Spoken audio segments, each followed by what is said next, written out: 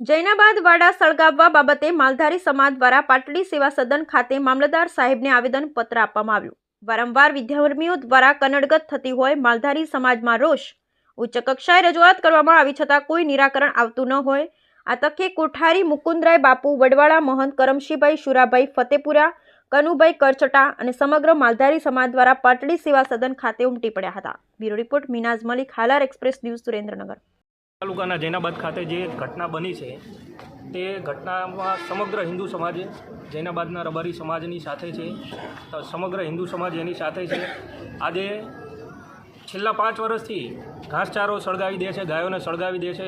એ ઉપરાંતના અનેક અત્યાચારો હિન્દુ સમાજ ઉપર, જૈનાબાદના લોકલ સમાજ ઉપર થઈ રહ્યા છે।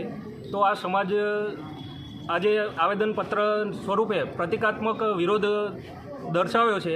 આગામી સમયમાં જો એના ઉપર કોઈ ઠોસ કાર્યવાહી કરવામાં નહીં આવે તો સમગ્ર હિન્દુ સમાજ, પાટડી તાલુકાનો હિન્દુ સમાજ અને સમગ્ર ગુજરાતના હિન્દુ સમાજ આગળ વધી અને આના વિશે ઉગ્ર આંદોલન કરશે। ઓકે, થેન્ક યુ સાહેબ। વારંવાર 5 વર્ષથી આ થઈ રહ્યું। આ લોકો અમને હેરાન કરી ગયા છે। ઘાસચારા હરગાવી દે, વાડા હરગાવી દે, ગાયો અંદર બાંધી હોય એને હરગાવે છે।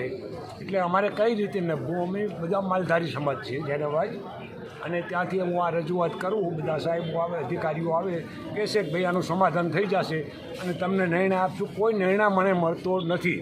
એવા આ છેલ્લા 5 વર્ષથી આવો જુલમ કરી રહ્યા છે।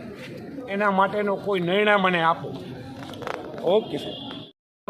જૈનાબાદ ગામના આંગણે કેટલાય વર્ષોથી વિધર્મીઓ દ્વારા જે હિન્દુ સમાજ ઉપર, રબારી સમાજ ઉપર અનેક અત્યાચારો થાય છે અને છેલ્લા 4-5 વર્ષથી સરકારશ્રીને રજૂઆત પણ કરવામાં આવે છે, પણ કંઈક ને કંઈક કારણોસરથી પાછા એના પરિણામ એનું મળતું નથી હોતું।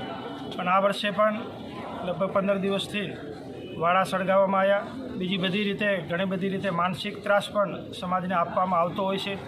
એના માટે આજે સમસ્ત હિન્દુ સમાજ દ્વારા પ્રાંત અધિકારી શ્રી પાટડી મુકામે આજે આવેદનપત્રમાં આપવામાં આવ્યું અને સાથે સાથે સમસ્ત હિન્દુ સમાજ માગણી કરી રહ્યો છે કે વિધર્મીઓ દ્વારા જ્યારે અત્યાચારો થતા હોય એને તાત્કાલિક ધોરણે બંધ કરવામાં આવે, એને કડકમાં કડક સજા કરવામાં આવે, નકર આવનારા દિવસોમાં ખૂબ મોટો હિન્દુ સમાજ એકત્રિત થશે અને આનું પરિણામ ભોગવવા માટે સરકારશ્રી પણ તૈયાર રહી। Okay, thank you.